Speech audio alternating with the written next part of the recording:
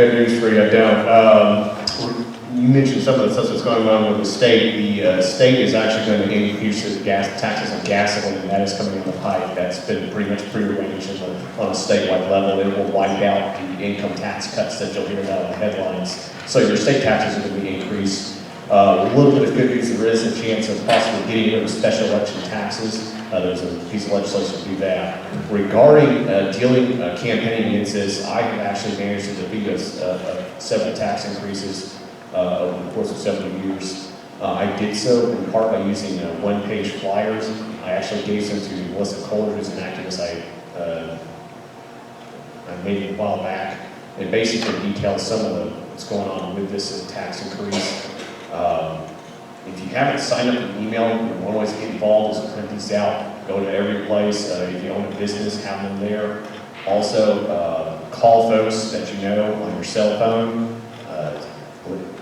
In the area, let them know this is happening. I did make a printout of the early voting location, and then the voting locations. A lot of people often ask, they have no idea what's going on. They don't know. Yeah, it's after Sebastian Camp. For those who don't know, the early voting, I'll just read it to you. It's Tuesday, March 5th through Friday, March 8th, 8 a.m. to 5 p.m., and Monday, March 11th, 8 to 5, at the Sebastian County Courthouse, room G8, 35 South 6th Street in Fort Smith.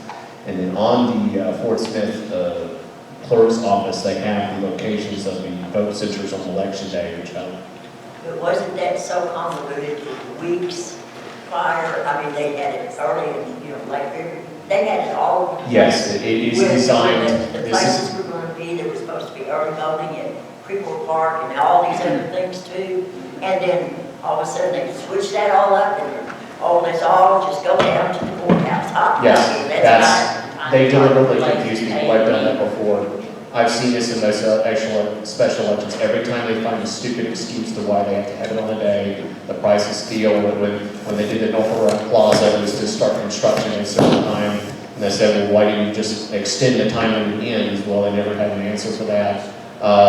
They've scheduled a millage tax on Valentine's Day. They've scheduled elections a few days before Christmas. It is designed to minimize voter turnout. That is the only reason for it. And so, again, calling people, knocking on doors, having some kind of material in your hand that just explains what the tax is. What I want to do is I want to get some folks' email addresses. Do you all have a sign-up sheet when I come in? I think we've got it. I think we do have a sign-up sheet, and we're going to be going door to door.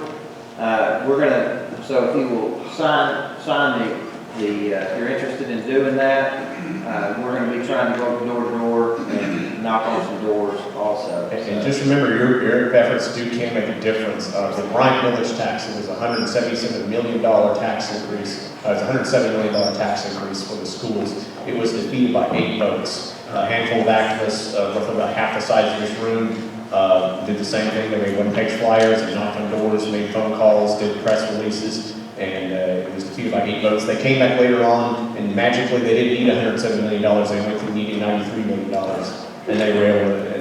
But this time they had the Chamber of Commerce and more money back, and they ended up.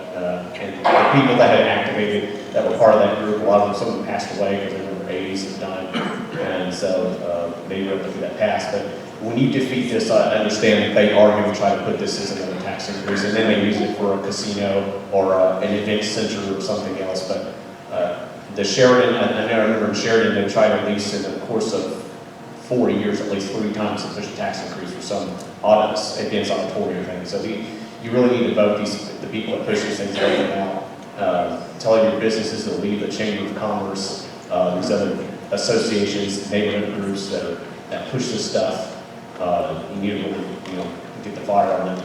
And I'm dealing with this on the state level. The director of the Arkansas Department of Transportation really tried to get into a fight with me after I called him out on his $1 million building that is going to a tech park that they're going to spend on that instead of fixing what's the same potholes there.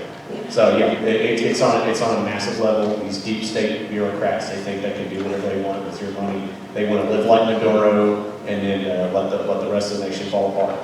I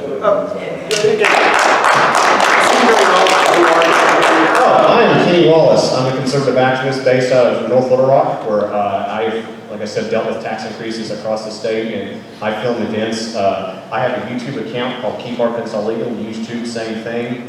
On Gab and Twitter, or Kenny_NLR. I also Facebook live stream events like this. I've been up at the Capitol yesterday, mentioned before, where I deal with these events. Just to let folks know that there are other tax increases going on, also scheduled for March 12th. If you know anybody in Benton County, they have an $85 million courthouse they want to fund. There was another design that was presented for the court that was a lot less, and they rejected it. There's a tax increase in Stone County. I literally don't know what it's for. There's one in Greene County for a tech school. And so, yeah, they try this stuff all over the state, and it's just going to, you have to keep on fighting. But anyway, thank you for your time.